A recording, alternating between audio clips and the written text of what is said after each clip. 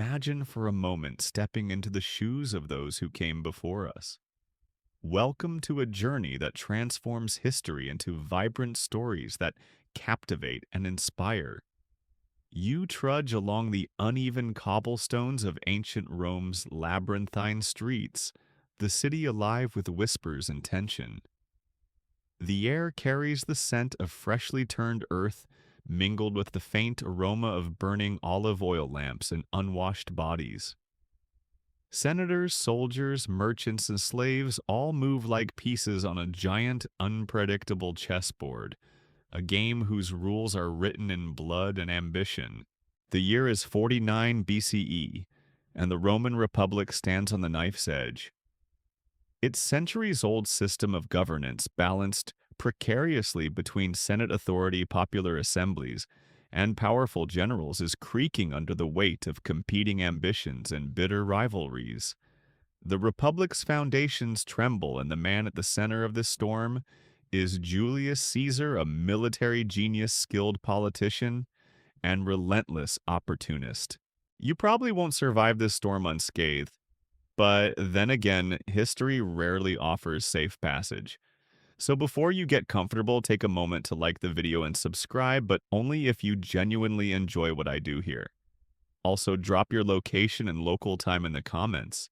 There's something grounding about knowing where you are as we wander through this ancient, perilous world. Wherever you are, I hope tonight brings you rest, comfort, and maybe a curious dream or two. Now let's ease into this journey together. You find yourself at the banks of the Rubicon River, a slender thread of water marking the boundary between Caesar's province of Cisalpine Gaul and the heartland of Italy itself, the city of Rome. On the far bank lies everything Caesar has built and everything he stands to lose: political influence, military command, and perhaps most dangerously, his life. Behind you stand legions loyal to Caesar's command, seasoned warriors who have fought alongside you through the thick woods of Gaul, across rivers swollen with spring rain, and against tribes who viewed Rome's legions as invaders. They await your orders. Swords gleaming in the cold morning light, hearts ready for battle, but minds uncertain of the consequences. In front of you stretches the unknown Rome, a city of marble temples and cobbled forums where senators debate laws and plots in shadowed corridors. Here, the Republic's elite, led by your erstwhile ally-turned-rival Pompey, command armies, loyal to the Senate and determined to preserve their vision of Rome. Crossing this river is more than a tactical move. It is a declaration of war against the Republic itself. The phrase "alea e acta, s the die is cast" escapes your lips, a statement heavy with finality. Once crossed, there is no retreat, no turning back. The Republic will fracture, blood will stain the streets, and the future of Rome will be decided by the sword. You can almost hear the whispers echoing from the marble statues and broken columns. What madness is this? What fate awaits us? The decision is not merely Caesar's, it is Rome's reckoning. Will power belong to the Senate, the generals, or some new form of authority?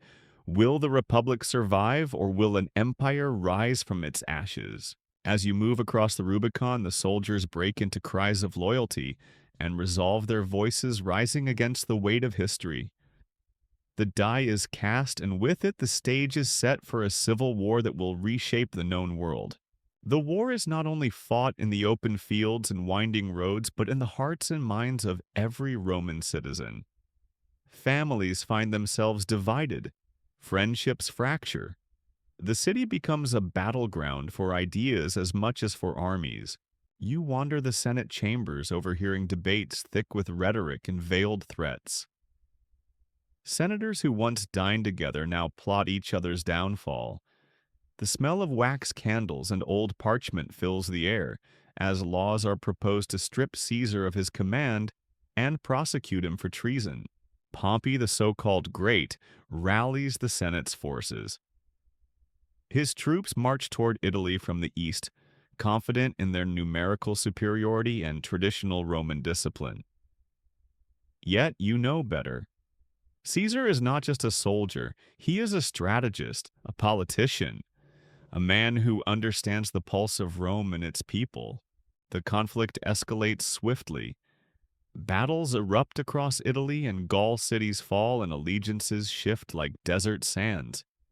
You feel the tension in every street corner tavern, every marketplace, every villa.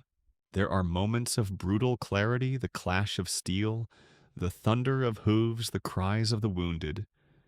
And there are moments of cold calculation negotiations behind closed doors, messages sent on swift horses, spies lurking in the shadows. A quirky tidbit, Caesar was known for his ability to charm and manipulate his troops and political allies alike.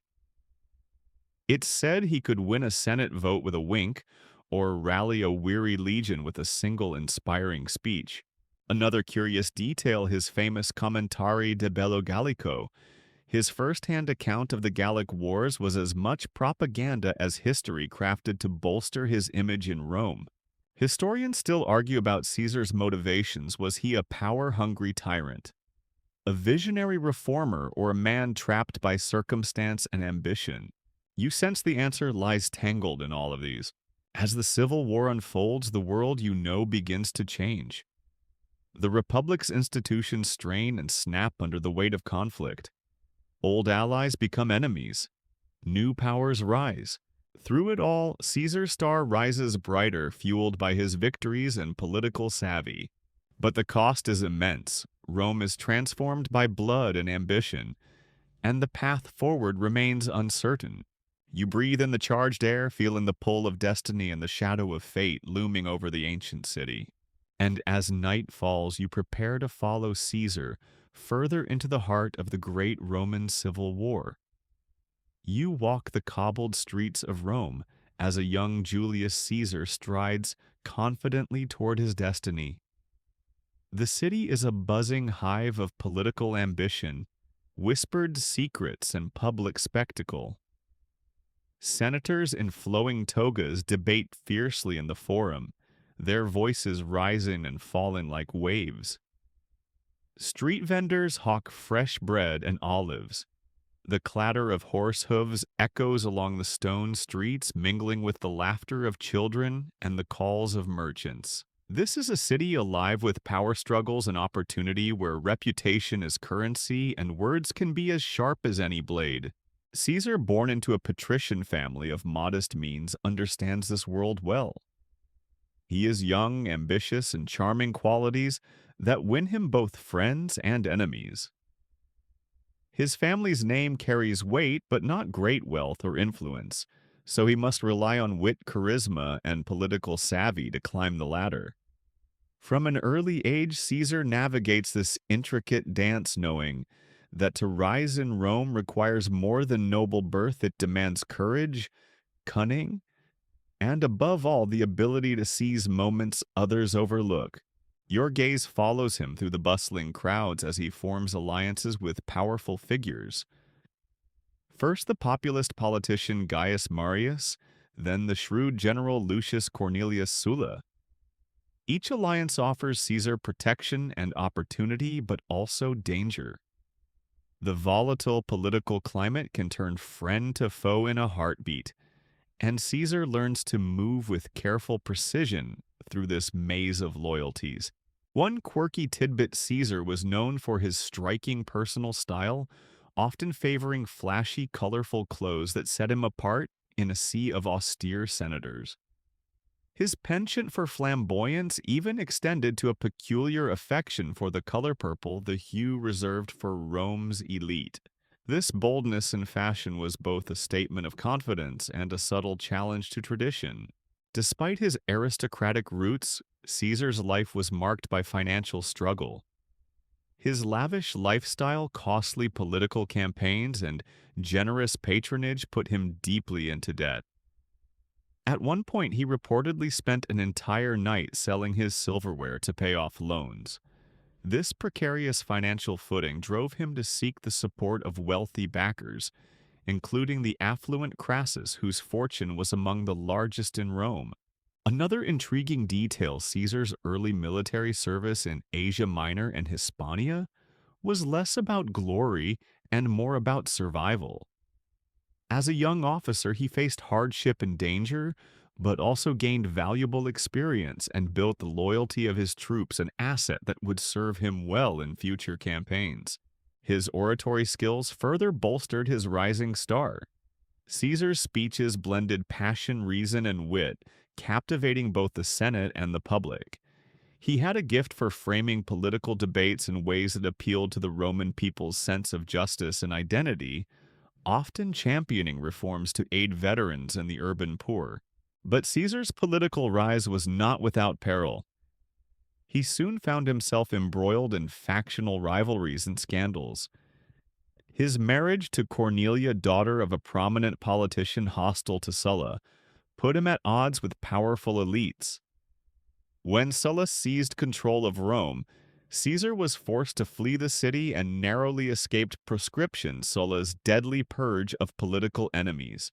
Historians still argue whether Caesar's early alignment with popular reformers was a genuine commitment to justice or a calculated path to power. Some see him as a visionary who sought to address Rome's inequalities. Others view him as an opportunist exploiting populist sentiments to advance his ambitions. The political landscape of Rome in these years is a volatile mix of old republican ideals and emerging personal power. The Senate, once the unchallenged arbiter of Roman politics, faces increasing pressure from popular leaders backed by the army and the masses. Caesar's rise reflects this shifting balance.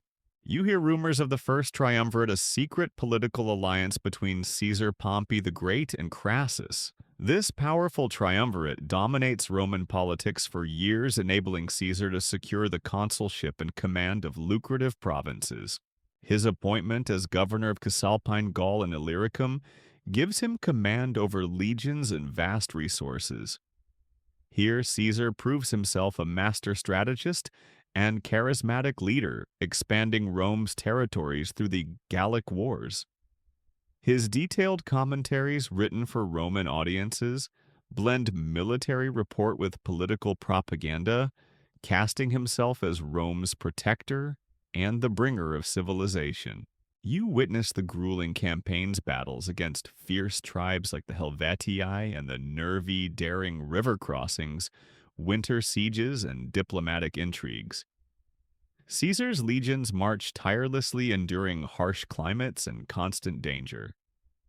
His leadership style blends strict discipline with personal bravery, inspiring loyalty and fear in equal measure. A quirky tidbit: Caesar famously wrote his commentary in the third person, a literary device that creates an air of impartiality and heroism. It's as if he's both the narrator and the protagonist in a grand epic. Another interesting detail: Caesar's relationship with his troops was almost familial.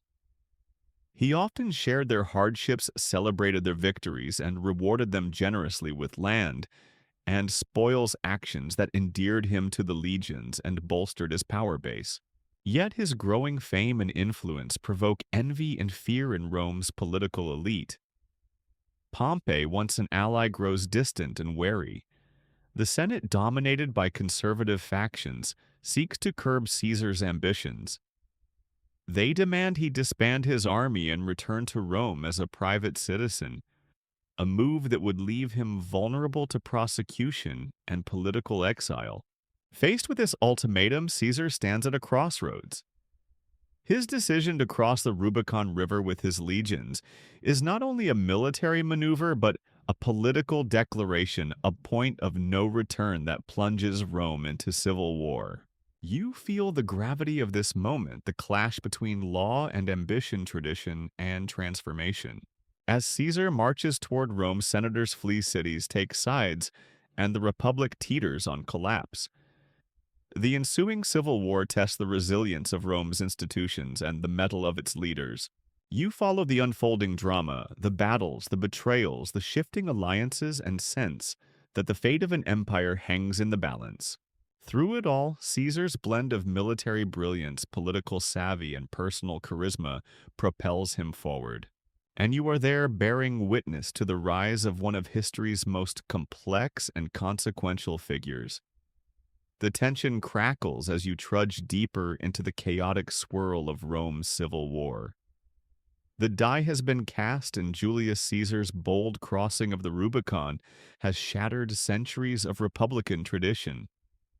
No one can predict where the dust and blood will settle.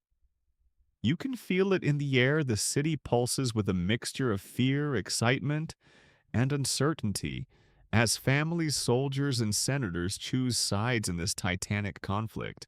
Pompey the Great, once Caesar's close ally in the first triumvirate, is now his fiercest rival. You watch Pompey rally the Senate's forces, drawing on his own immense military reputation and the loyalty of Rome's traditional elite. His legions, seasoned and disciplined, assemble across Italy, and the provinces ready to defend the Republic against what they view as a dangerous usurper. Rome itself becomes a city, divided, its streets filled with spies, informants, and the ominous sounds of military preparations. You catch glimpses of frantic senators drafting decrees, of soldiers marching through the city gates, and of citizens uncertain where their loyalties should lie. Amidst the turmoil, Caesar moves with remarkable speed and decisiveness. His army, though smaller, is fiercely loyal and battle-hardened. He secures key cities in northern Italy, recruiting support from local populations, weary of senatorial rule and eager for change. His legion's morale and discipline contrast sharply with the political infighting hampering Pompey's forces. One quirky tidbit: during this period, Caesar famously took a short detour to visit his friend and ally Cicero, who, despite his republican sympathies, found himself reluctantly drawn into the chaos. Their conversations reveal the ideological fractures tearing Rome apart, as Cicero's love for the Republic clashes with the realities of Caesar's rise. Another fascinating detail: Caesar's use of propaganda is masterful. His speeches and writings portray Pompey as indecisive and beholden to the Senate's corruption, while presenting himself as the champion of Rome's true interests. This narrative helps him rally support among both soldiers and common citizens. Historians still argue whether Caesar's crossing of the Rubicon was a calculated political move or a desperate gamble fueled by fear of prosecution. Some view it as an act of inevitable conflict between competing visions for Rome. Others see it as the moment when ambition overwhelmed republican restraint. You witness key battles unfold across the Italian peninsula, the swift sieges, tactical maneuvers, and brutal engagements that shape the early phase of the Civil War. Caesar's victories at places like Corfinium and Brundisium demonstrate his tactical brilliance and ability to inspire loyalty. Pompey, meanwhile, retreats southward toward Greece, gathering forces for a decisive confrontation. As the Civil War escalates, Rome's very identity hangs in the balance between old republican ideals and the emergence of personal power. You walk these shadowed crossroads, sensing that the outcome will shape not only the fate of one man, but the course of Western civilization. And through the dust and thunder, Caesar's name rises, both feared and revered. The Roman countryside stretches endlessly as you trudge alongside Julius Caesar's legions toward the city of Corfinium, a seemingly modest town that at this moment in history holds enormous strategic and symbolic significance. It is early in the Civil War, and Caesar's forces, though battle-hardened and loyal, are still maneuvering to secure their position against Pompey's numerically superior army and the Senate's overwhelming political weight. You can feel the tension in the air, thick and suffocating like the humid Italian summer. The soldiers march with a mixture of anticipation and fatigue. Some carry the weariness of campaigns across Gaul, others bear the fresh scars of recent skirmishes. Yet their loyalty to Caesar burns fiercely, a bond forged through shared hardship and the unshakable belief in their leader's vision. Corfinium itself is a fortified city with ancient walls and narrow streets, more symbolic than a major stronghold. For Pompey and the Senate, holding Corfinium represents a statement of power, an effort to rally the Italian cities and suppress Caesar's rebellion. For Caesar, capturing Corfinium swiftly is crucial to maintaining momentum and undermining Pompey's support base. As Caesar approaches, the city's defenders prepare, nervously aware of the reputation of their adversary. Stories of Caesar's tactical brilliance and clemency have spread ahead of him, sowing both fear and uncertainty among the citizens in garrison. A quirky tidbit. During the siege, Caesar demonstrated an unusual mix of strategy and psychology. Instead of launching an all-out assault, he employed a blockade that slowly tightened, cutting off supplies and communications. Then he sent envoys into the city, promising fair treatment and even leniency, undermining the defenders' will to resist. Another fascinating detail. Caesar's approach to warfare at Corfinium reflects his broader political philosophy. He sought not only to defeat his enemies militarily, but also to win their allegiance and integrate them into his vision for Rome's future. This blend of military prowess and political strategy became a hallmark of his campaigns. As the siege progresses, you see the effects of starvation and isolation taking their toll on the city's defenders. Morale drops and internal dissent begins to surface. Finally, after a few tense days, Corfinium surrenders. But Caesar's victory here is marked by an act that surprises many. He grants clemency to the captured senators and soldiers, releasing them unharmed, and even allowing many to return to their homes. This policy of mercy distinguishes him from many of his contemporaries and sends a powerful message. Caesar fights not to destroy Rome's institutions, but to reshape them. Historians still debate the motives behind this clemency. Was it a genuine attempt to preserve Roman unity, a calculated political move to win over opposition, or a display of confidence that no longer needed cruelty as a weapon? The answer likely lies somewhere in between, revealing the complexities of a leader navigating both war and politics. Following Corfinium, Caesar continues his campaign in Italy with remarkable speed, securing key cities and defeating scattered opposition. His military skill is matched by his ability to inspire loyalty and manipulate political dynamics. Yet, the civil war is far from over. Pompey retreats to the east, regrouping in Greece, where the decisive battles will unfold. As you reflect on the siege of Corfinium, you realize it encapsulates much of what made Caesar's civil war campaign extraordinary. A combination of relentless military strategy, shrewd political calculation, and a vision for Rome's transformation. You feel the pulse of history in your veins, the echo of marching legions, the whisper of swords, and the murmur of power shifting beneath the surface. And with Caesar leading the way, you know the journey is only just beginning. The sun hangs low over the Italian peninsula as the weight of history presses on every footstep you take alongside Caesar's legions. The smell of dust, sweat, and anticipation mingles in the air as Rome braces itself for a civil war unlike any before. You are a silent witness to a city caught between two titanic forces: Julius Caesar, the ambitious general pressing his claim, and Pompey the Great, the seasoned statesman and warrior rallying the Senate's resistance.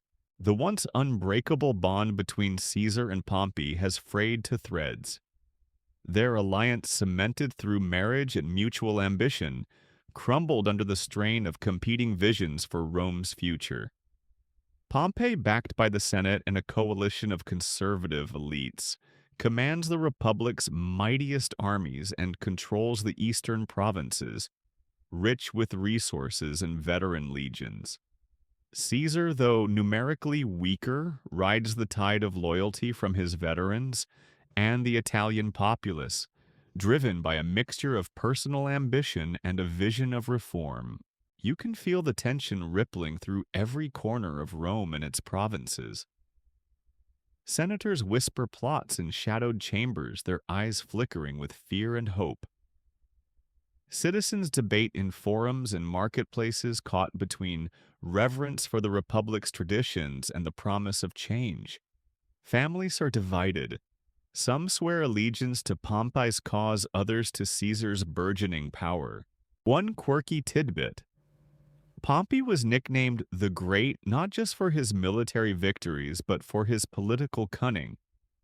A man adept at playing Rome's turbulent game of alliances and rivalries. His earlier campaigns in the East had earned him riches and fame, but the Civil War exposed cracks in his leadership, including a tendency toward caution and indecision. Another interesting detail: Julius Caesar's political rise was marked by his mastery of popular appeal. His public games largesse and reforms won him the affection of the urban plebs and veterans. He was as much a master of spectacle and rhetoric as he was a battlefield commander, a skill that unnerved many traditionalists. Historians still debate whether the Civil War was inevitable or a tragic consequence of two brilliant but clashing personalities.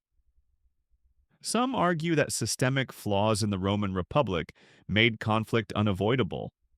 Others see it as the result of personal ambition and political miscalculations.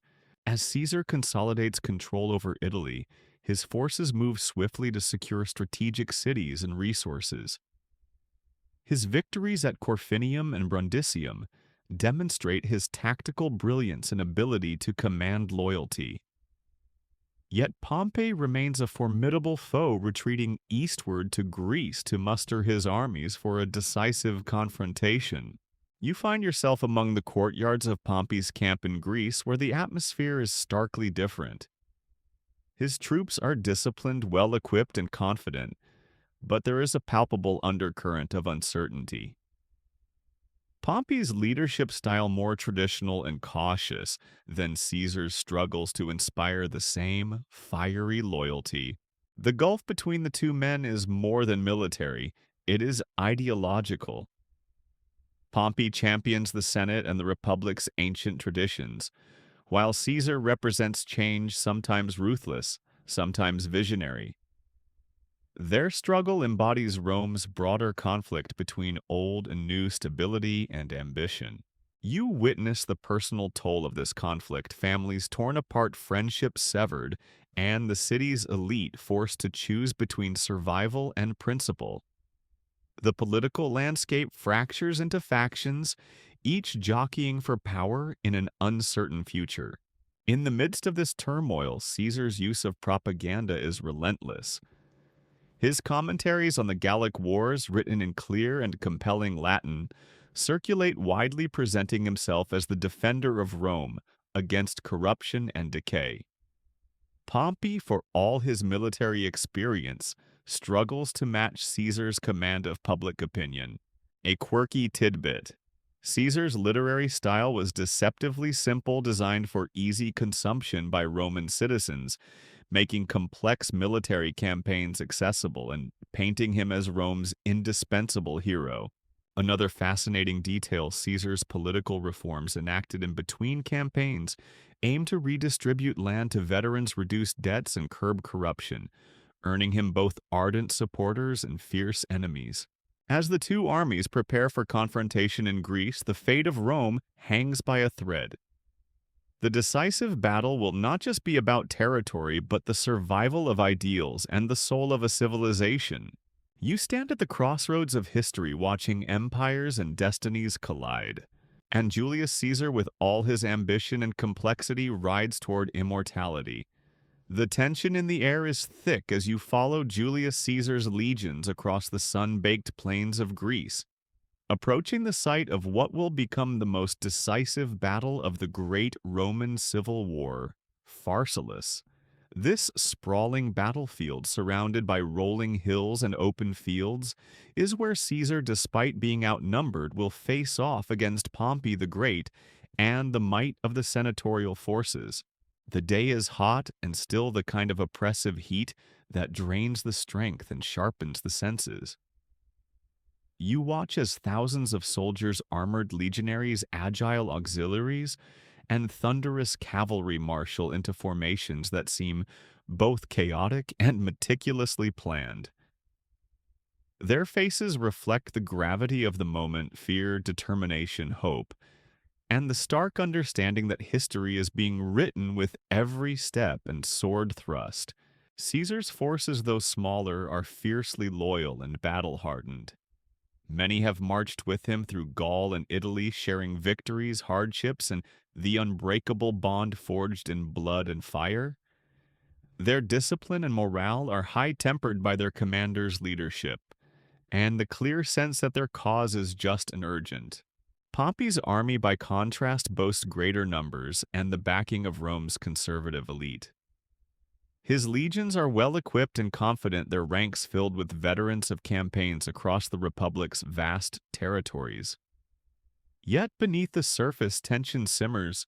Pompey's leadership is cautious, sometimes indecisive, and his coalition, though formidable, is an uneasy alliance of diverse factions. One quirky tidbit: Pompey's war elephants, armored and imposing, strike fear into the hearts of many but require careful handling.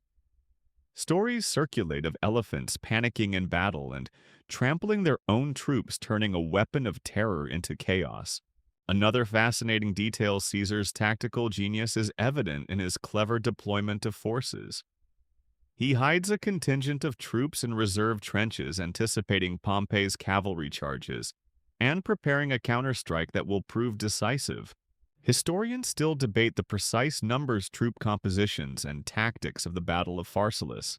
Estimates vary and contemporary accounts often conflict, but all agree on its monumental significance as the turning point in Rome's civil strife. The battle erupts with thunderous intensity. Pompey's cavalry attempts to flank Caesar's forces early, seeking to shatter their formations before they can fully engage. But Caesar's hidden reserves spring into action, smashing the cavalry and forcing Pompey's forces into disarray. The clash of swords and shields fills the air, punctuated by the shouts of commanders and the cries of the wounded. Caesar rides among his men, his presence a beacon of courage and resolve. His leadership rallies the troops, inspiring them to hold the line and push forward. Pompey's forces falter under the relentless pressure. Confusion spreads and their formations break. The proud general, seeing his army crumble, chooses to flee, seeking refuge far from the battlefield's carnage. The victory at Pharsalus is more than a military triumph. It is a seismic shift in Roman politics. Caesar's dominance is now undeniable, setting the stage for his rise as the unchallenged leader of Rome. Yet the victory carries a heavy price. The Republic's institutions teeter on collapse, and the specter of dictatorship looms. You sense the profound transformation underway, the end of an era, and the uncertain birth of another. The ideals of the Republic, forged over centuries, now give way to personal power and imperial ambition. As dusk falls over the bloodied fields, you stand amidst the quiet after the storm, aware that history's course has changed irrevocably. And Julius Caesar rides onward victorious, complex, and forever etched into the annals of time. The aftermath of Pharsalus hangs heavy in the warm Greek air as you follow Julius Caesar deeper into the heart of a crumbling world. The battlefield's dust has settled, but the echoes of war thunder still reverberate through the hills and valleys. Pompey's flight has sent ripples through Rome and beyond, a shockwave that shakes loyalties and ambitions alike. You trudge alongside Caesar's legions as they march toward their next great challenge, the pursuit of Pompey, and the final assertion of dominance over a fracturing republic. The campaign is no longer just about military might. It is a quest for legitimacy, a battle to win hearts and minds as much as territories. The cities they pass are anxious, their gates guarded by wary eyes. Former Pompeian supporters debate their allegiances. Some swear fealty to Caesar, others cling to memories of the old order. The political landscape is as fragmented as ever yet. Caesar's momentum seems unstoppable. In Egypt, Pompey seeks refuge, hoping for sanctuary and new allies. But the ancient kingdom's court is rife with intrigue and factionalism. The young pharaoh Ptolemy III and his sister Cleopatra vie for power, their ambitions as sharp and dangerous as any Roman sword. One quirky tidbit: Pompey's arrival in Egypt is famously greeted with betrayal. The very place he sought refuge delivers his head to Caesar, a grisly gift wrapped in political calculation. Another intriguing detail: Cleopatra's alliance with Caesar begins here, a union blending politics and passion, setting in motion events that will ripple far beyond Rome and Alexandria. Historians still debate whether Caesar's clemency and political maneuvers were acts of magnanimity or calculated moves to consolidate power and legitimize his rule. Caesar's intervention in Egypt is both military and diplomatic. He navigates the treacherous waters of Egyptian civil strife, supporting Cleopatra while suppressing her brother's forces. The ensuing Alexandrian War is a brutal but brief conflict that consolidates Caesar's influence in the East. You witness the remarkable partnership between Caesar and Cleopatra, two ambitious figures bound by mutual advantage and complex affection. Their relationship reshapes Mediterranean politics and culture. As Caesar's grip on the Republic tightens, he begins sweeping political reforms, reshaping the Senate, redistributing land, and centralizing authority.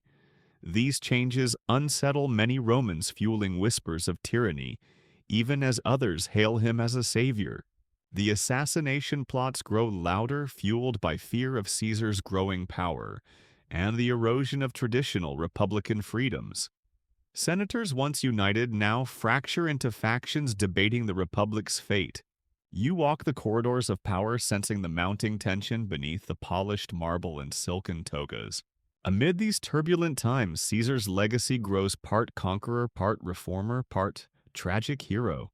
And you, standing at the crossroads of empire and rebellion, feel the pulse of history beating strong and steady. The Mediterranean sun beats relentlessly as you traverse the winding paths of Egypt's Nile Delta, moving from the sands of battlefields to the verdant and bustling heart of Alexandria. Here, history breathes through every stone, every whisper of wind carrying stories of ancient kings and gods. But the city now plays host to a drama far grander: Caesar's delicate dance of war politics and alliance with Cleopatra, the enigmatic queen, whose destiny will become entwined with his. You witness Alexandria at its zenith, a cosmopolitan hub where Greek, Egyptian, Jewish, and Roman cultures collide and coexist. The city is a marvel of architecture and learning, home to the legendary Great Library and the towering lighthouse of Pharos. Yet beneath this splendor lurks instability, for the ruling Ptolemaic dynasty is fractured by sibling rivalry and civil strife. Caesar, fresh from his triumph at Pharsalus, finds himself embroiled in this Egyptian turmoil.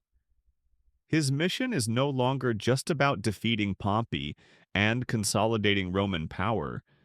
It has become a complex balancing act among competing factions, local politics, and the demands of empire.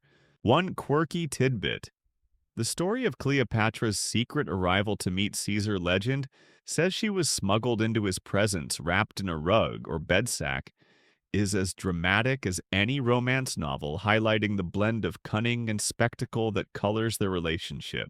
Another fascinating detail: Caesar's decision to support Cleopatra in the dynastic struggle against her brother Ptolemy XIII is as much a political calculation as a personal alliance, reflecting the broader Roman strategy of exerting influence through local proxies. The ensuing Alexandrian War is a brutal affair. Caesar's forces are besieged in the royal quarter, cut off and outnumbered. The city's narrow streets echo with the sounds of siege engines, arrows, and desperate battle cries. Supplies dwindle and Caesar's endurance and tactical ingenuity are tested to the limits. Amid the siege, the famous though debated burning of parts of the Great Library occurs. Whether accidental or deliberate, this event symbolizes the tragic loss of ancient knowledge and the fragility of human achievement amidst war. You observe Caesar's leadership not only as a warrior but as a negotiator, diplomat, and lover. His relationship with Cleopatra involves intertwining passion, politics, and ambition. Together, they navigate treacherous waters, combining forces to restore Cleopatra's claim to the throne and strengthen Rome's foothold in Egypt. As Cleopatra ascends to power, you feel the pulse of a new era dawning, a fusion of Egyptian and Roman destinies, cultures, and ambitions. Their alliance is both a personal union and a geopolitical masterstroke. Yet, while Caesar's star rises in the east, Rome remains a cauldron of tension and division. His sweeping reforms, consolidation of power, and accumulation of honors provoke unease and hostility among senators wary of tyranny. You walk the marble halls of the Senate in Rome, sensing the undercurrent of fear and resentment. The old guard clings to republican ideals even as the reality of Caesar's dominance grows undeniable. A quirky tidbit: Caesar's adoption of the title dictator for life alarms many Romans who view it as a dangerous step toward monarchy, the very form of government their republic was designed to avoid. Another fascinating detail: despite his growing power, Caesar enacted policies aimed at relieving debt, reforming the calendar, and distributing land to veterans' efforts to stabilize and strengthen Rome, even as he centralizes authority. Historians debate the balance between Caesar's vision for Rome and the fears his ambition ignited. Was he a benevolent reformer or a power-hungry despot? The truth, as always, is complex and shaded with nuance. You feel the gravity of these transformations, the unraveling of old orders and the birth of new realities. The city of Rome, the Mediterranean world, and history itself stand at a crossroads.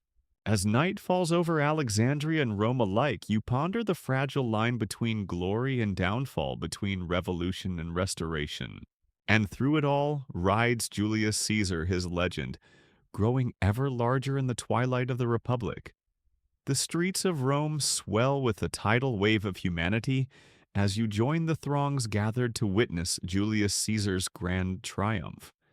This is not merely a parade, it is a spectacle designed to dazzle the senses and stamp Caesar's legacy indelibly upon the heart of the Republic. The marble facades gleam in the afternoon sun, banners flutter from balconies, and the air vibrates with the cheers and cries of thousands. You feel the heat of anticipation pressing against your skin, the mingling scents of incense, roasted meats, and dust filling your nostrils. Caesar rides at the forefront on a magnificent white stallion crowned with a laurel wreath, a symbol of victory and divine favor. Behind him, chariots carry exotic treasures and prisoners of war, their faces a silent testament to Rome's expanding dominion. Musicians play stirring tunes while soldiers march in tight formation, their armor catching the sunlight like shards of brilliance. The city is alive, pulsating with the fervor of celebration and the undercurrent of uncertainty. But this triumph is more than a festival of conquest. It is a theatrical assertion of power, a statement that Caesar has returned not only as a military victor, but as the man who will shape Rome's future. The crowd's jubilation is palpable, but so too is the unease among Rome's political elite. Senators dressed in their ceremonial togas watch from the steps of the Curia with a mixture of admiration and dread. They recognize that Caesar's rise challenges the very foundations of the Republic. As you weave through the crowd, you overhear snippets of conversation. Some laud Caesar as Rome's savior, others whisper fears of tyranny. The air is thick with speculation about the reforms Caesar plans to implement, and the implications for the Republic's delicate balance of power. One quirky tidbit: Caesar's triumphal procession featured exotic animals, elephants, lions, and even giraffes, that fascinated the Roman populace and symbolized the vastness of his conquests. These beasts were not just spectacles, but statements of Rome's reach across continents. Another fascinating detail: Caesar's public works projects, including the rebuilding of the Forum and the construction of new temples, were as much about beautifying Rome as they were about immortalizing his name. He understood the power of architecture and urban planning in shaping political narratives. Amidst the grandeur, Caesar's political reforms begin to unfold. Land redistribution programs aim to settle veterans and alleviate urban poverty. The Senate expands, incorporating supporters and former opponents alike, blurring traditional lines of power. Taxation systems are reformed to increase efficiency and fairness, and efforts to curb corruption reflect Caesar's desire to stabilize the state. Yet these reforms provoke resentment. Traditionalists see them as threats to the Republic's integrity and their own privileges. The Senate's authority wanes as Caesar consolidates power-raising fears of monarchy, a concept anathema to Rome's political identity. You witness the paradox of Caesar's rule. His popularity among the people and veterans contrasts sharply with the growing unease among the elite. His charisma and political skill enable him to navigate this tension, but the pressure mounts. The atmosphere in Rome thickens as the Ides of March approaches. Conspiracies form in shadowed chambers and whispered meetings. Senators who once supported Caesar now debate his removal. The question looms: will Rome endure this transformation or be plunged into further chaos? You sense the fragile balance of power and the weight of destiny bearing down on the city. The Republic's fate is entwined with Caesar's choices and the ambitions of those around him. Walking through the streets, you see murals and inscriptions praising Caesar's divine favor and military genius, but also catch furtive glances and hushed conversations hinting at betrayal. The city, vibrant and restless, becomes a stage for the ultimate act of political drama, and you standing in the crowd feel the tension, the breath before the storm. The city of Rome stands at the precipice of a new era as you walk its bustling streets in the wake of Julius Caesar's triumphant return. The echoes of his victories reverberate through marble forums, crowded marketplaces, and the hushed halls of power. But beneath the surface of celebration, the fabric of the Republic strains under the weight of transformation. The tension between ancient tradition and the forces of change pulses in every corner, a living, breathing organism teetering on the edge of upheaval. You find yourself immersed in this volatile mix, a world where loyalty is fluid, and the line between friend and foe blurs like shadows at dusk. Caesar's sweeping reforms intended to stabilize and strengthen Rome are met with both admiration and fierce resistance. Veterans celebrate newfound lands and rewards, while senators fret over the erosion of their authority and the looming specter of dictatorship. As you navigate the crowded streets, you observe the social upheaval unfolding. Land redistribution projects uproot entrenched aristocratic privileges, sparking resentment among the elite. Public works and grain distributions pacify the urban masses, but sow seeds of dependency and political unrest. The Senate's once unchallenged dominance wanes as Caesar expands the assembly's membership and fills key offices with loyalists. One quirky tidbit: Caesar's introduction of the Julian calendar, a reform of the Roman calendar system, aligns the civil year more closely with the solar year. This practical adjustment stabilizes timekeeping for centuries, a legacy often overshadowed by his military and political deeds. Another fascinating detail: Caesar's reforms included measures to support veteran settlement in newly conquered lands, which not only rewarded loyalty but also extended Roman influence and culture across the empire. Yet the political landscape remains fractured. Factions within the Senate plot balancing fear and ambition. The old guard mourns the Republic's fading traditions, while opportunists seek favor in Caesar's new order. The fabric of Roman society stretches thin, threatening to snap. You attend debates in the Senate chambers where voices rise in anger and pleading. The question on everyone's lips: will Caesar restore order or seize absolute power? Rumors swirl of his desire to be crowned king, a title abhorrent to Roman sensibilities. The atmosphere grows darker as Caesar's enemies coalesce. Senators like Brutus and Cassius, once allies, now speak in hushed tones of conspiracy. Their motivations are tangled a mix of republican idealism, personal jealousy, and fear of tyranny. Meanwhile, Caesar's personal life intertwines with his political fortunes. His liaison with Cleopatra, the Egyptian queen, fuels scandal and suspicion in Rome. His absence abroad and perceived detachment from Roman affairs exacerbate anxieties. The calendar marches toward the Ides of March, a date heavy with portent. You feel the growing undercurrent of danger as secret meetings convene, daggers are sharpened, and oaths are sworn in shadowed corridors. Amid this turmoil, Rome remains vibrant, its citizens unaware or unwilling to confront the storm gathering overhead. You walk past theaters, temples, and forums, alive with daily life, a world on the brink. Caesar's reforms have reshaped Rome, but the Republic's soul hangs in the balance. And you witness to this fragile moment. Hold your breath as fate approaches. The tension in Rome tightens like a coil as the Ides of March draw near. You stand amidst the grand marble columns of the Senate, where whispers ripple through the air like a gathering storm. The city breathes uneasily, caught between reverence for Julius Caesar and fear of the power he wields. You watch as the senators prepare for a day that will echo through history, a day when loyalty, betrayal, and destiny collide. Caesar, the man who once crossed the Rubicon and defied the Senate, now strides confidently through the city's streets.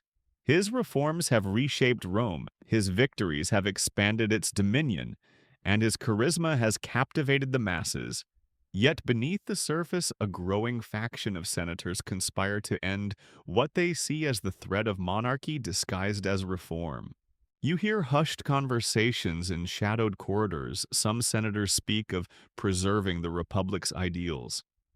Others are driven by personal grievances or political survival. Among them, figures like Brutus and Cassius emerge, men bound by complex loyalties torn between friendship and perceived duty. A quirky tidbit: Brutus, despite his pivotal role in Caesar's assassination, was rumored to be Caesar's illegitimate son, an irony that history does not confirm but adds a tragic layer to the story. Another fascinating detail: the senators planned the assassination, meticulously choosing the Senate's own meeting place as the stage for their deadly act, symbolic of reclaiming power within the Republic's heart. Historians still debate Caesar's intentions before the Ides of March. Was he oblivious to the danger, or did he sense the gathering threat and accept his fate as inevitable? On the morning of March 15th, Caesar arrives at the theater of Pompey, where the Senate convenes. The air is thick with tension. Senators encircle him under the guise of greeting, then suddenly daggers flash.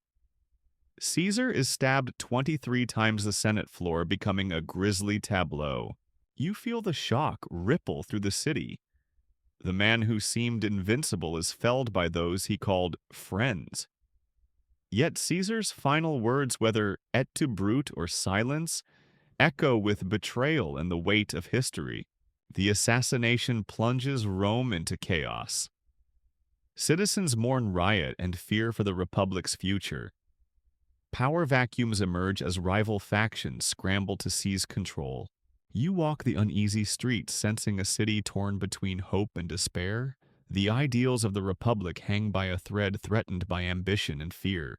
Caesar's death marks both an end and a beginning, the collapse of an old order and the birth pangs of empire.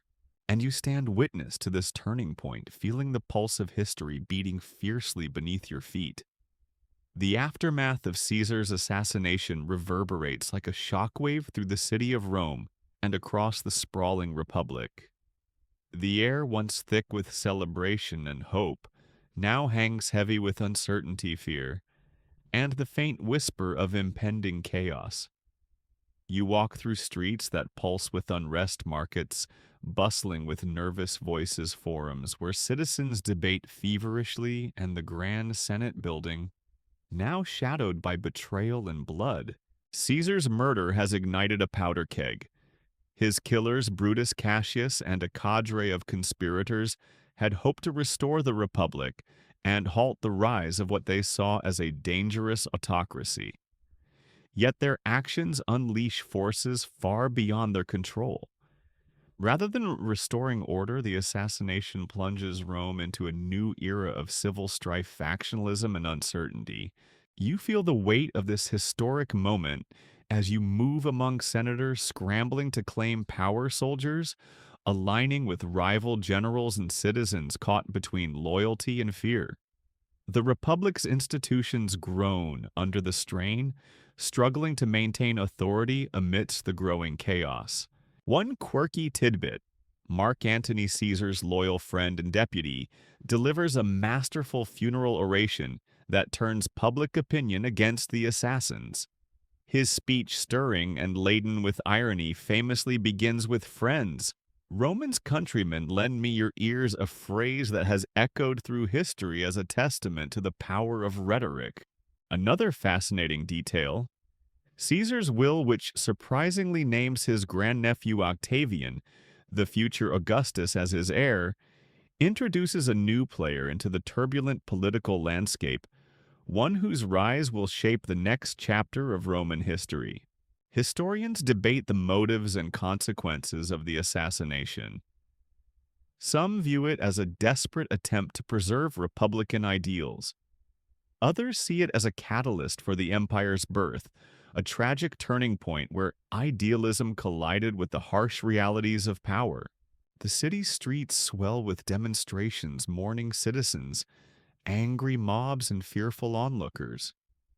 The fragile peace shatters as factions form around Antony Octavian and the conspirators. The Republic seems to unravel before your eyes.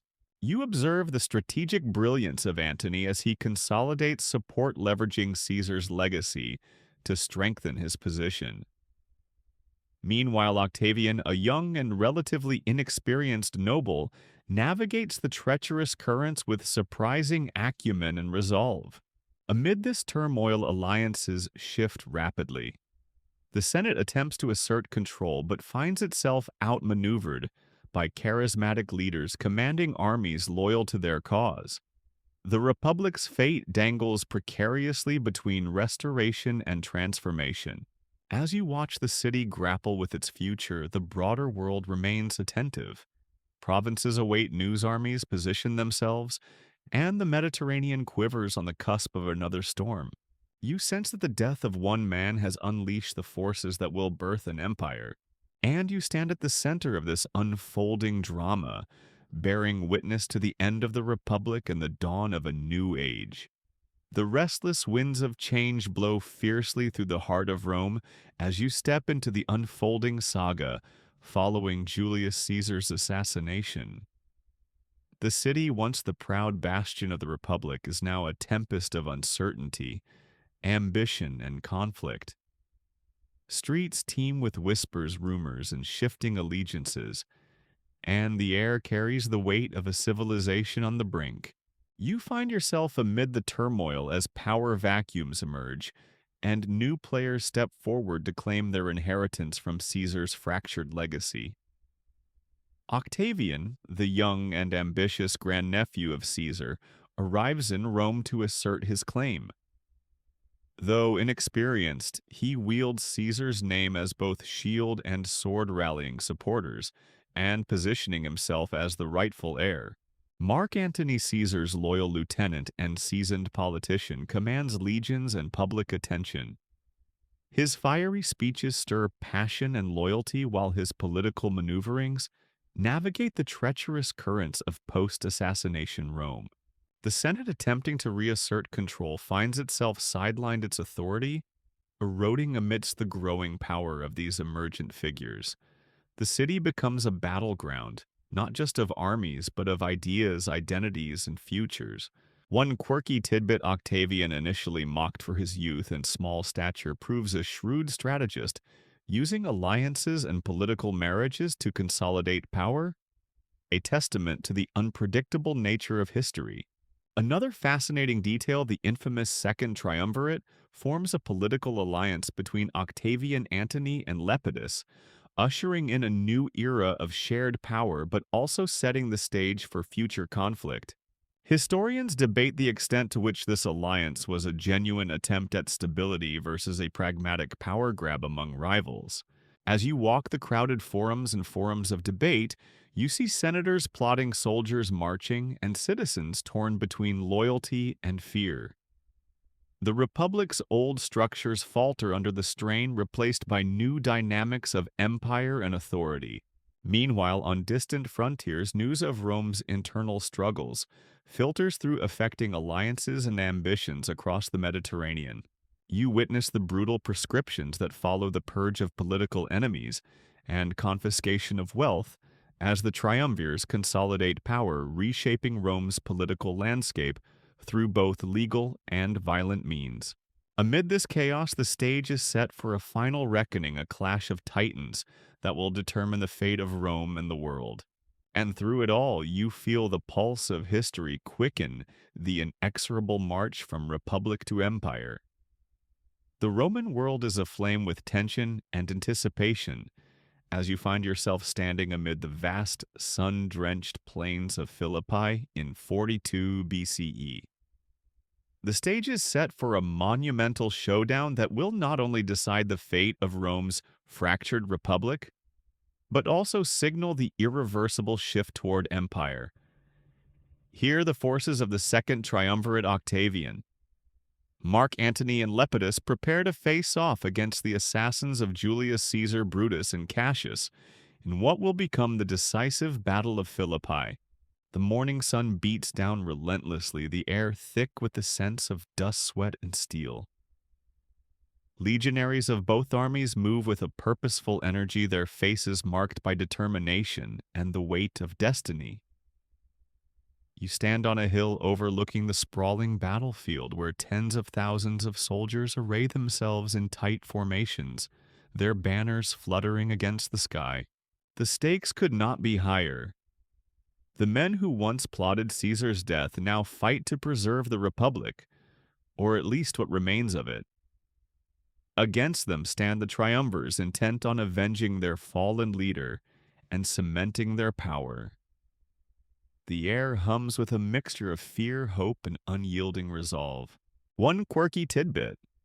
It's said that on the eve of battle, Brutus received a cryptic warning in a dream, urging caution and foreshadowing the conflict's grim outcome, a reflection of the superstitions that still permeated Roman society. Another fascinating detail, the battle itself unfolds in two separate engagements on the same day, a complex and brutal series of clashes that test the mettle and discipline of both armies to the utmost. Historians continue to debate the precise tactics and troop movements of Philippi, the roles of key commanders, and the impact of terrain and logistics. Yet all agree on its decisive nature, a battle that ended the hopes of the Republican cause and paved the way for the rise of Augustus. As the first clash erupts, the ground trembles beneath the pounding feet of soldiers, the clash of swords and shields ringing out across the plain. Brutus leads his forces with determination, but the triumvir's legions, battle-hardened and coordinated, press relentlessly. Cassius, commanding the other wing, faces a fierce assault, but struggles against the superior numbers and morale of his opponents. The fortunes of war ebb and flow with moments of hope and despair on both sides. As the sun climbs higher, the tide turns decisively against the Republicans. Cassius, misjudging the situation, commits suicide, a tragic end to one of the Senate's most fervent defenders. Brutus, though still fighting, sees his cause unraveling. The final engagement sees Brutus's forces overwhelmed. In a poignant moment, Brutus chooses to take his own life, rather than face capture echoing the Roman ideals of honor and dignity, even in defeat. You witness the somber aftermath, tens of thousands of soldiers dead or wounded, the triumvirs victorious but the cost immense. Rome stands at a crossroads the Republic effectively ended, and the path to empire laid bare. Amid the ruins of battle, new powers rise. Octavian, the future Augustus, begins his steady ascent, consolidating power with cunning and patience. Mark Antony's fate becomes entwined with Cleopatra's, their alliance shifting the course of Mediterranean history. You sense the profound transformations underway, the birth pangs of an empire that will endure for centuries. And as twilight falls over Philippi's blood-soaked fields, you feel the weight of history settling gently around you. The Republic is no more, but its echoes will linger in every stone and story, and you standing at the cusp of a new era carry these tales softly within you, ready for the next journey.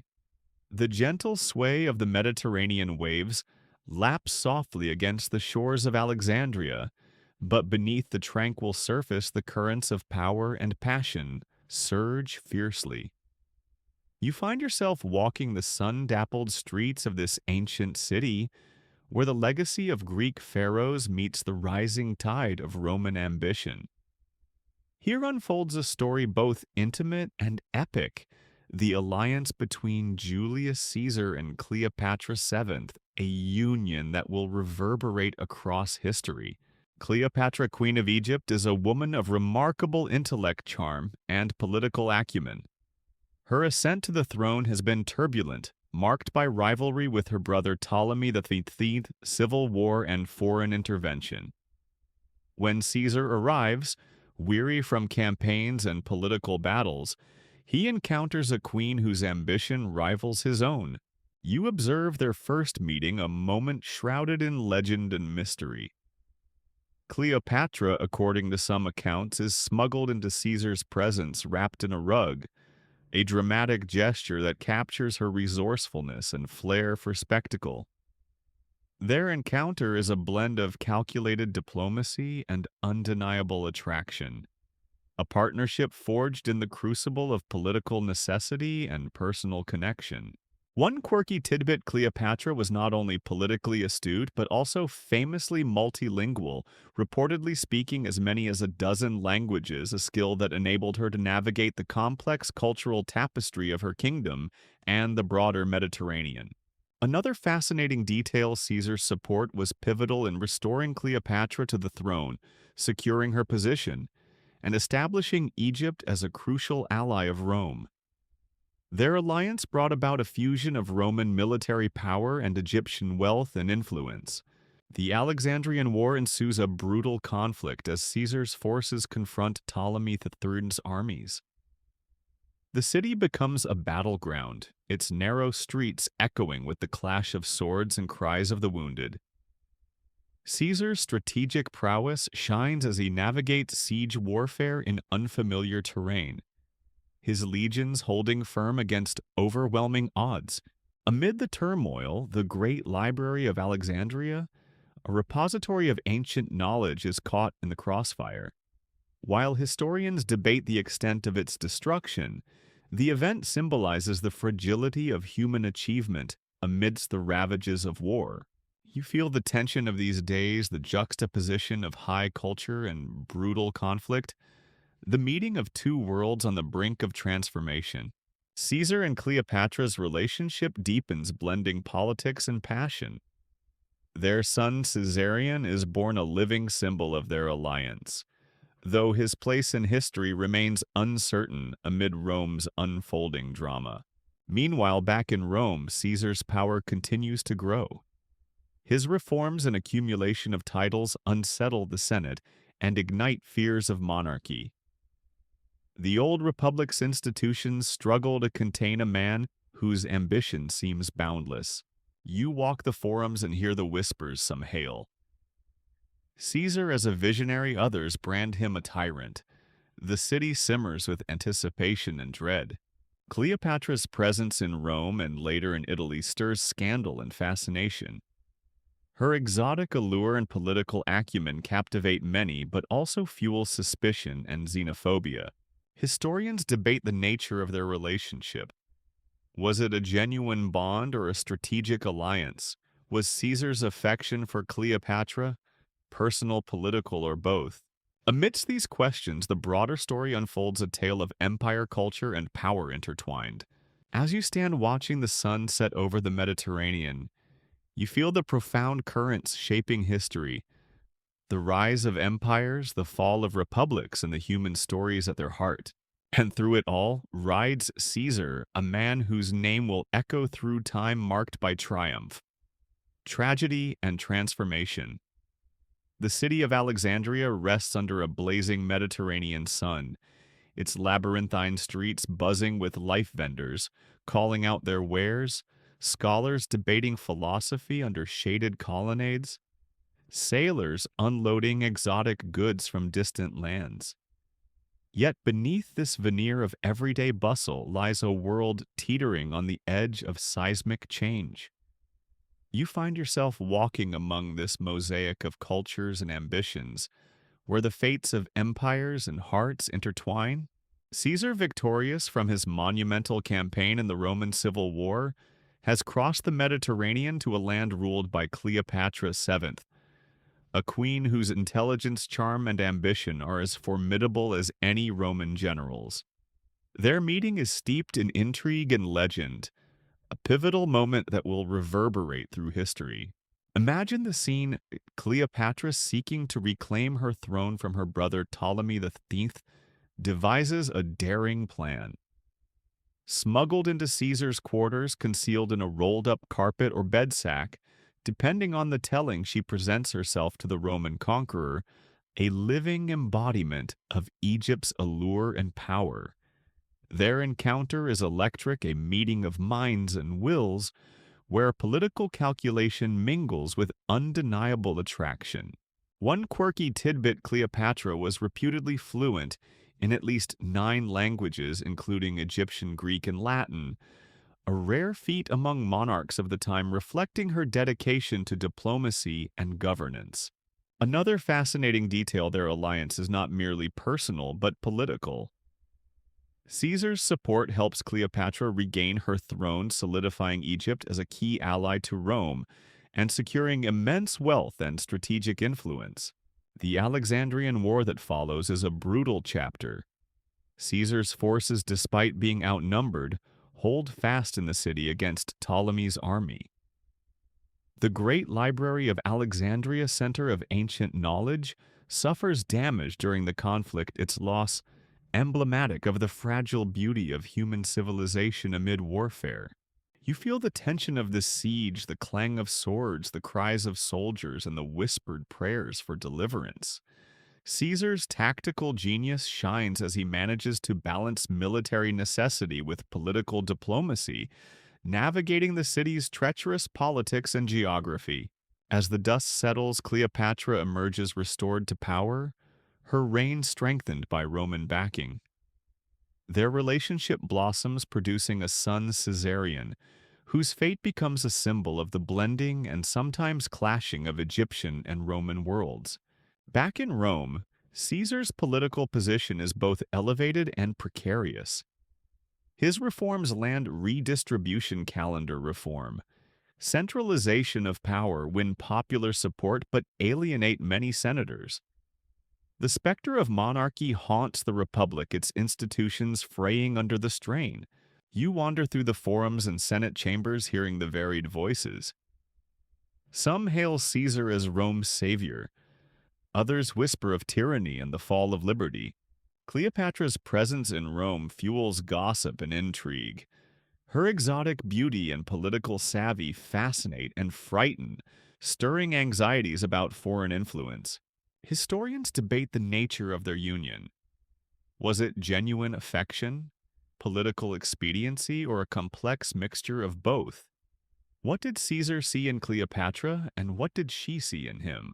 Amid this swirl of power, love, and ambition, the stage is set for the next chapters shaped by the fragile alliances and bitter rivalries that will define the twilight of the Republic. You breathe in the heavy air of a world in transformation, the echoes of ancient empires, the rise of a new order, and the human passions that drive them all. And through it rides Caesar, victorious, vulnerable, and unforgettable. The city of Rome hums with energy and unease as you walk its sun-warmed streets during the twilight of Julius Caesar's reign. The once proud republic, forged through centuries of struggle and compromise, is now a realm transformed by one man's ambition, vision, and military genius. Yet beneath the surface of triumph and reform, a storm brews quiet, simmering, and deadly. Caesar stands at the apex of power. His victories over Pompey and the senatorial forces have consolidated his position as Rome's dominant figure. He carries the titles of dictator for life, Pontifex Maximus, and tribune-wielding authority that rivals kings and emperors. The Senate, once the Republic's fulcrum, now bows willingly or grudgingly to his will. You move through the city's marble forums and bustling marketplaces, sensing the fractures beneath the polished surface. Citizens debate loudly in the streets, some praising Caesar as the savior who ended chaos and ushered in stability. Others decry him as a tyrant who crushed liberty and tradition. Caesar's reforms are sweeping and profound.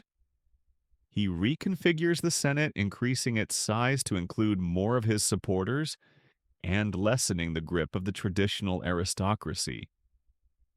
Land reforms redistribute estates to his veterans, placating the restless and rewarding loyalty. Debt relief policies aim to ease burdens on the urban poor, while public works programs beautify the city and provide employment. One quirky tidbit: Caesar's calendar reform, the Julian calendar, was not just an administrative change but a bold attempt to synchronize Rome's civil life with the solar year, reducing confusion and chaos in festivals and farming cycles. This calendar would remain in use for over 1,600 years. Another fascinating detail: Caesar was known to host lavish public games and feasts, using spectacle as a political tool to win popular favor and distract from political tensions. Yet these reforms and displays fuel resentment among many senators and aristocrats. To them, Caesar is no longer a man of the Republic, but a monarch in waiting, undermining centuries of republican values. They fear the erosion of their privileges and the rise of despotism. You overhear conversations in the Senate chambers where murmurs of conspiracy grow louder. Senators like Brutus Cassius and Decimus grapple with their loyalty to Caesar and their devotion to the Republic's ideals. They argue heatedly, torn between friendship and fear. Meanwhile, Caesar's personal life is a tapestry of alliances and controversies. His relationship with Cleopatra, the Egyptian queen, scandalizes Roman society. Rumors swirl about their liaison and the son they share, Caesarion. Some view Cleopatra as a foreign temptress, corrupting Rome's greatest man. Others see a political alliance of immense consequence. The city is a powder keg. The Ides of March approaches, and with it the culmination of conspiracies forged in shadowed halls. You stand at the crossroads of history, sensing the tension before the storm. The Republic's fate, Caesar's life, and Rome's future hang in the balance. Historians still debate whether Caesar sought absolute power for benevolent reform or personal glory. Was he a visionary or a tyrant? The answer remains as complex as the man himself. As night falls, you hear the faint murmur of voices, whispers of betrayal. Honor and fate setting the stage for an event that will echo through the ages. And you witness to this unfolding drama. Prepare to bear silent witness to the fall of a titan and the birth of an empire. The day is March 15th, 44 BCE, known forever after as the Ides of March, and you find yourself weaving through the marble corridors of the Theater of Pompey, where the Roman Senate has gathered for what is supposed to be a routine session. The city outside hums with its usual bustle, unaware that this day will mark a turning point so profound it will reverberate across millennia. You can feel the tension crackling in the air like static electricity. As senators take their seats, the murmurs of conspiratorial whispers brushing against the marble pillars. Julius Caesar, Rome's masterful general and dictator for life, strides confidently toward the Curia, the Senate chamber, greeted by a mix of admiration and cautious glances. The senators who surround him, men once his allies, hide daggers not just in their hands, but in their hearts. Brutus Cassius and the other conspirators have plotted this moment with chilling precision, convinced that by removing Caesar they will restore the Republic's fading liberties. You watch as Caesar settles into his chair, oblivious or perhaps resigned to the danger. Some say he saw omens, heard warnings, even received a letter cautioning him to beware the Ides of March. But his fatalism or hubris held him fast. One quirky tidbit. According to Plutarch, Caesar was warned by a soothsayer to beware the Ides of March. But instead of heeding the warning, he laughed, dismissing the prophecy and irony as chilling as the unfolding events themselves. Another fascinating detail. The senators concealed their weapons under their togas, blending in with the ritual of the day, making their lethal intent all the more shocking. Historians debate Caesar's state of mind. Was he unaware, arrogant, or accepting of his fate? The silence before the storm is heavy with unanswered questions. Suddenly, the first blow falls. Casca strikes Caesar on the neck. Shock ripples through the chamber as others join in. Caesar attempts to defend himself, but the onslaught is overwhelming. 23 wounds pierce the dictator's flesh, his toga stained crimson. You see Caesar turn toward Brutus, his protege and friend, and utter the words history remembers, et tu Brute, expressing a betrayal so profound it shakes the very foundations of Rome. The assassination is swift, brutal, and irreversible. As Caesar collapses, the senators' expressions flicker between triumph and fear, knowing that their deed may not bring peace but unleash chaos. Outside, the news spreads like wildfire. The city erupts into confusion, fear, and mourning.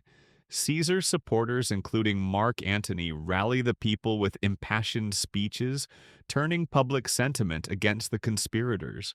You find yourself in the heart of the city's upheaval amid riots, funerals, and political machinations. The idealistic vision of a restored republic falters as power struggles and vengeance takes center stage. The murder of Caesar does not end the war, but transforms it. The republic fractures into factions, those loyal to Caesar's memory, those who supported the assassins, and those trying to navigate the uncertain waters in between. You follow Mark Antony's funeral oration, a masterstroke of rhetoric that stirs the crowd to revolt, chanting Caesar's name and demanding justice. Meanwhile, Octavian, the young heir named in Caesar's will, steps into the spotlight, beginning a journey that will redefine Rome and the world. Historians debate whether the assassination was a noble act of liberation or a reckless plunge into civil war. The consequences, however, are undeniable. Rome's old order dies that day and the empire rises. And you, standing amidst the tumult, feel the weight of history's turning point, an event of betrayal, ambition, and irrevocable change. The republic is gone. The empire is born. The bloodied stones of Rome's Forum whisper tales of betrayal and loss as you wander through the city in the immediate aftermath of Julius Caesar's assassination. The Ides of March have passed, but the ripples of that fateful day continue to spread, shaking the very foundations of the Republic. You can feel the tension thick in the air, fear mingled with uncertainty, as the city grapples with a void left by one of history's most powerful men. The senators who plunged daggers into Caesar's flesh believed they had restored liberty, yet they underestimated the consequences. Their act of violence ignited a firestorm of chaos that engulfed the city and beyond. Rome, once a symbol of order and republican ideals, now teetered on the edge of collapse. You find yourself moving among the crowds watching citizens mourn their fallen leader, while others rally in confusion and anger. The funerals, public orations, and mourning rituals blend with scenes of unrest riots breaking out in the streets, shops shuttered, and soldiers marching uncertainly. Mark Antony Caesar's loyal friend and master orator emerges as a force to reckon with. His funeral speech, part tribute, part incendiary, turns the tide of public opinion. You hear the echo of his words. Friends, Romans countrymen, lend me your ears, stirring emotions that ignite a city's fury against the assassins. The Senate, paralyzed by factionalism and fear, struggles to maintain control. The conspirators, once confident, find themselves hunted and marginalized. The delicate balance of power collapses, replaced by competing factions vying for dominance. Octavian Caesar's adopted heir is a young man thrust into an impossible role. Though inexperienced, his cunning and determination soon become apparent. You observe his early moves, forming alliances, rallying veterans, and asserting his claim to Caesar's legacy. The Republic fractures as civil war looms once more. The Second Triumvirate forms a political alliance of Octavian, Antony, and Lepidus, seeking to consolidate power and avenge Caesar. Their rise marks a new chapter of shared rule, but also foreshadows future conflicts.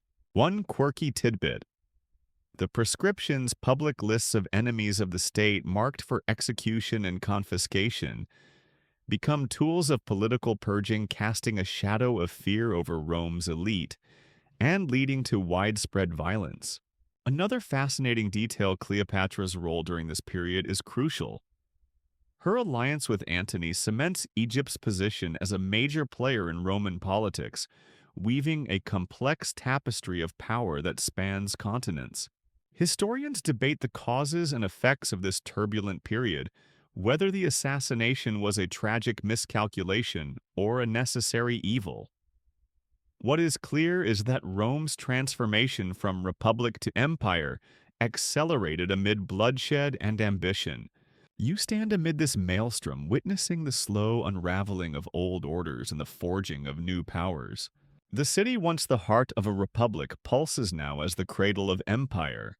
And through it all, the echoes of Caesar's life and death linger, guiding, haunting, and defining an era. The dawn breaks over a city both ancient and new as you walk the marble streets of Rome, amidst the swirling currents of power, ambition, and uncertainty. The death of Julius Caesar has left a vacuum filled by competing visions and restless forces. At the center stands Octavian, young, determined and underestimated, ready to seize his inheritance and reshape the destiny of Rome. Octavian arrives in Rome as a relative unknown, a grandnephew and adopted son of Caesar, but lacking the military experience and political clout of his predecessors. Yet beneath his youthful appearance lies a calculating mind, a keen strategist learning fast in the shadows of giants. You witness his first steps on Rome's treacherous political stage, quietly gathering loyalists, forging alliances, and maneuvering through the labyrinth of senatorial politics. His relationship with the Senate is fraught. Many view him as a usurper or pawn, while others see a rising power they must negotiate with. Mark Antony, his powerful ally and rival, holds sway over legions and wealth, commanding the East and sharing power uneasily with Octavian. The third triumvir, Lepidus, plays a more subdued role but remains part of this precarious balance. One quirky tidbit: Octavian's small stature and youth make him a target of mockery among Rome's aristocracy, yet his unassuming appearance masks a shrewd political operator capable of ruthless decisions.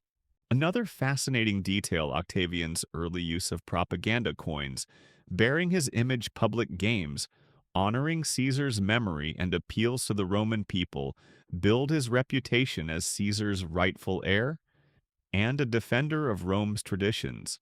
Historians debate whether Octavian's rise was the product of luck, cunning, or destiny. His blend of patience, pragmatism, and ambition allows him to outmaneuver rivals and consolidate power steadily. The city is a cauldron of unrest. Proscriptions purge enemies, fortunes are seized, and political violence escalates. You feel the tension as senators and generals align with Octavian or Antony the Republic, fracturing further. You witness the dramatic clashes culminating in the naval battle of Actium in 31 BCE, where Octavian's forces decisively defeat Antony and Cleopatra, marking the end of their power and the final blow to the Republic.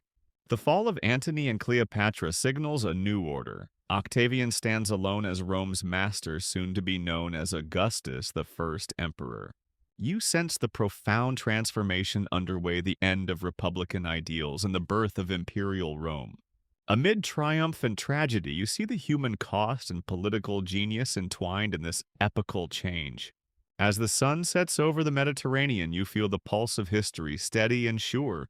Rome's empire has begun. And you witness to this monumental journey carry these stories softly within, ready to drift into dreams shaped by the echoes of time. The twilight of the Roman Republic fades into the dawn of empire as you step through the bustling streets of Rome, under the rule of Octavian, soon to be Augustus, the first emperor. The city thrums with transformation, its marble temples and forums echoing with new ideals and a redefined vision of power.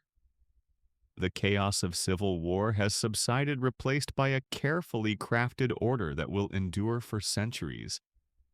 Yet beneath this facade lies a complex tapestry of ambition, reconciliation, and cautious innovation.